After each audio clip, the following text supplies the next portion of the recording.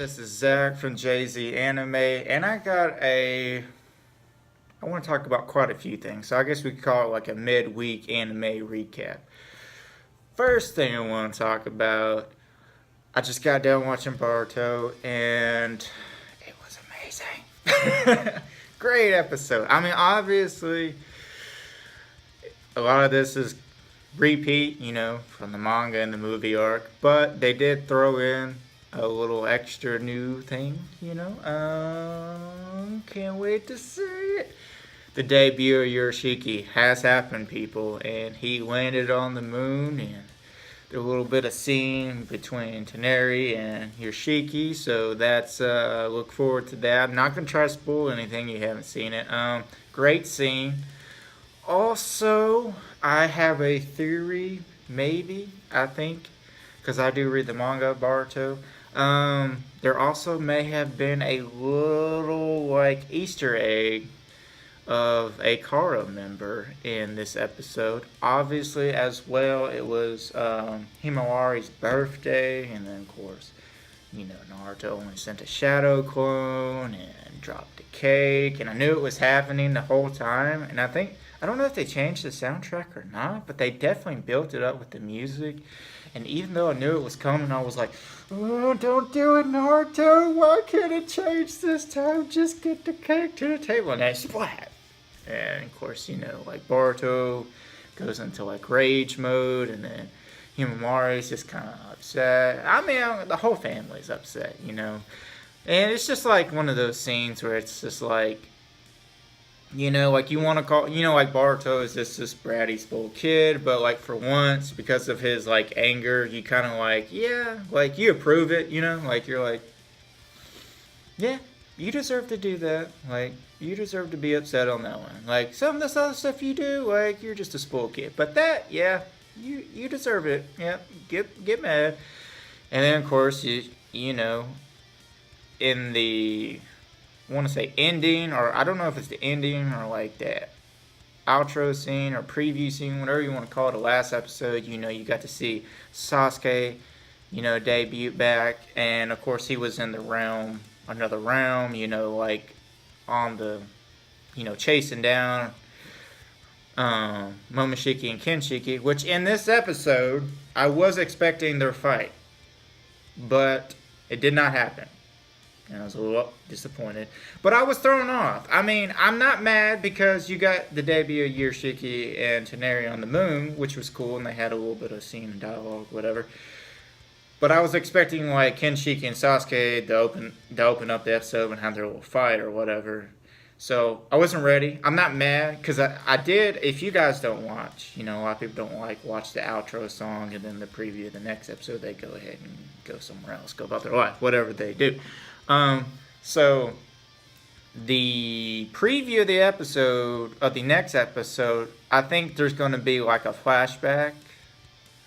Because obviously if Sasuke's already at Naruto's house, then the fight's already happened. And so that might have let a few people down, oh crap, it is in the movie. If you want to see the fight, go watch the movie, obviously. I mean, and yeah, so I mean, I guess it could be understandable if they pull some stuff out and introduce some new stuff in, you have the movie to go and watch it, if you absolutely have to see it. But I do think, because of a clip in the preview, I do think they're going to flash back to it, once, Boruto and Sasuke kind of meet and kick things off. I mean, maybe they'll have a flashback scene or something like that. I could have swore I saw that in the preview clip for the next episode, that they're going to do something like that. Now, with that being said, I can't guarantee, and take it with a grain of salt, that they're going to show the full fight in the great animation that they did in the movie.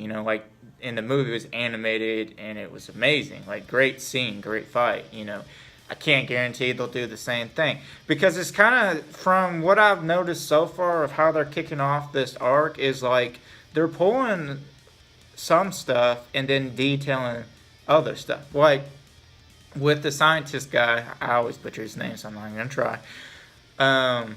He comes in with this ninja tool talking to Naruto about, promoting and using it in the tuning exam coming up. And of course, Naruto and Shikamaru are like, nah, bro, no, that's not what that. Another time, another place. Like they actually kind of spent a little extra dialogue in that scene, and even like Naruto kind of like questioned himself in the authority of his as a Hokage, like.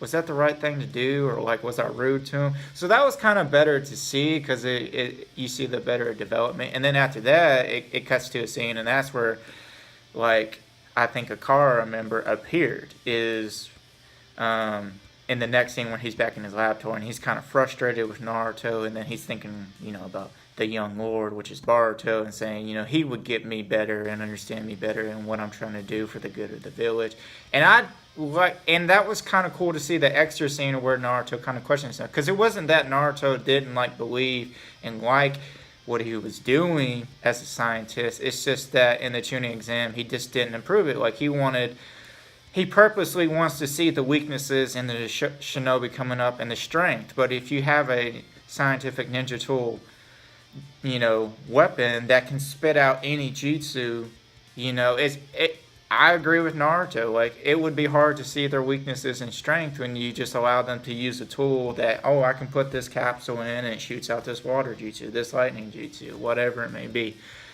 So anyway, in the next scene in the laboratory or whatever, we see someone come up, black him out and grab him. And I'm wondering if that's AO, where he puts him under a genjutsu and allows him to start making scientific weapons for the car, or give the information out to the car or whatever. So it's a quick scene, so you have to catch it, you have to be ready for it. I think there was a little extra dialogue in the or it seems like they kind of slowed down the pace of Himawari's birthday, so that was kind of cool too. Just a little extra dialogue scenes that were in the movie, because obviously the movie had a screen time filter, you have to get to this and be done with the movie at this amount of time, blah blah blah. So they kind of sped through it. So that's kind of the perk of this whole arc being animated now, is that they can kind of slow down in some other scenes and give a little extra dialogue so it makes more sense, and maybe they'll kind of erase some of the plot holes. Not saying that there's a lot of plot holes, but yeah, so just with that episode, awesome stuff. Got to see Sasuke, got to see Urashiki, got to see some extra dialogue that kind of gives you the frame of mind or the thought process of some of the characters better. Next thing, Outcast. Holy crap, Outcast was really good. And honestly, I'm terrible with a lot of their names. And yeah, just a lot of stuff happened. I don't even know if I processed it all. A lot of stuff happened in this episode.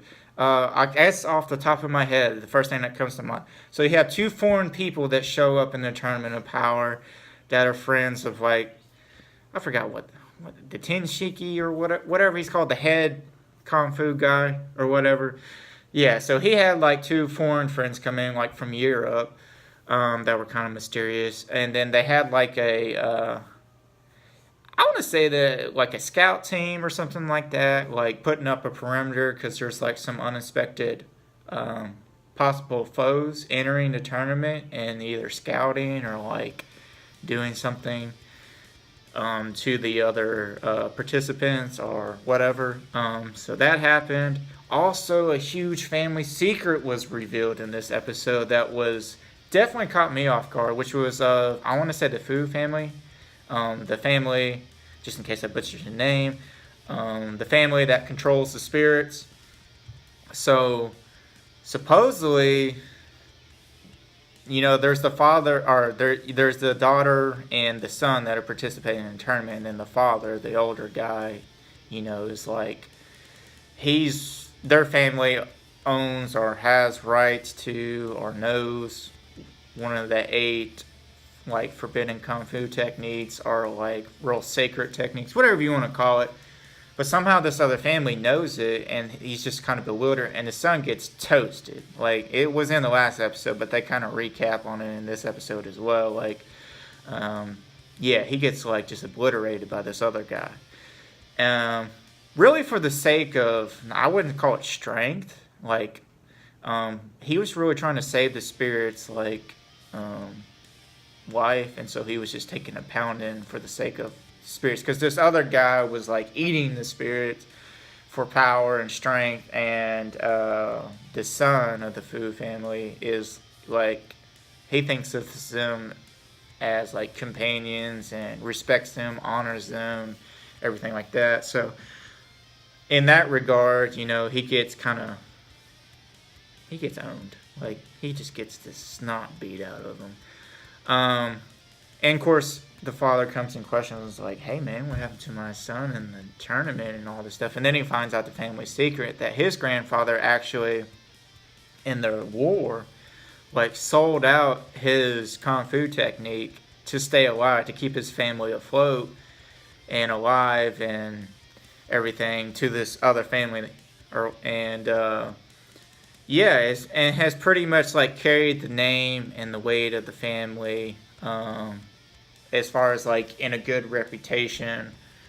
And so something shocking that the father does is like, he literally bows down to the other family and like says that he will pretty much be your pawn, and whatever orders you have for me or whatever, I'll do. And he's just like, really, I wouldn't even call that humility. Like, he just really sold out, like, but in an honorable way, because he was like, because of what y'all did to my dad, the kid's grandfather, like, because of what y'all did, y'all have kept my family safe. So he's just really feels indebted to them. But at the same time, to me, it's kind of like cowardice. Like, I would have just like challenged him right up then and there if it was me.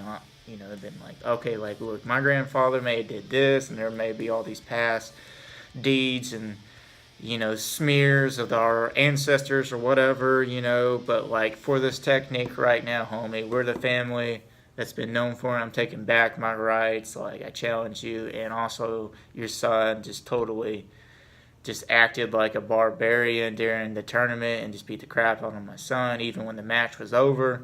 Like, I would have stood up for my family and, like, took them on if it was me, Like, I definitely don't believe in living in the past and thinking that you owe a debt to people because of, your ancestral lineage, whatever they may have done to other people or whatever, me personally, I'm pretty big on that kind of stuff. Like, you don't owe anyone, I'm a new man, I'm a new generation, like, let the past go. Anyway, so that was really cool in that episode to see that unfold. Also, like, I guessing they're getting to the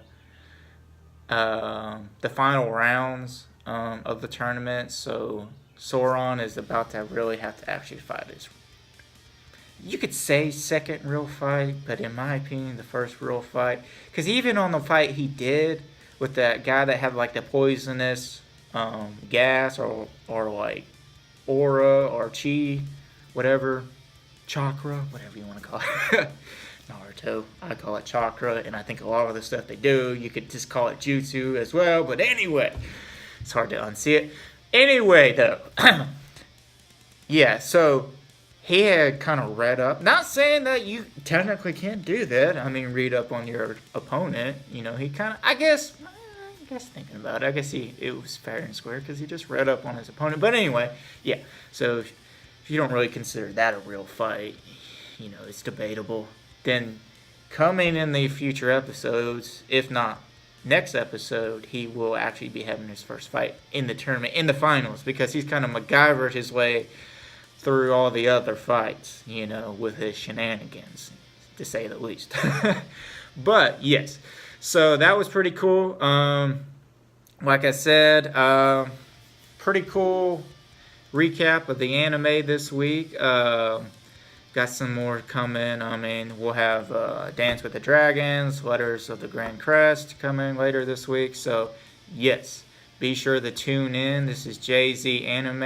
If you like the background music, it's either Jacoby's or my music. And we have our other YouTube accounts and links, and do our Facebook links in the bio. So this is Jay-Z World, and have a blessed day.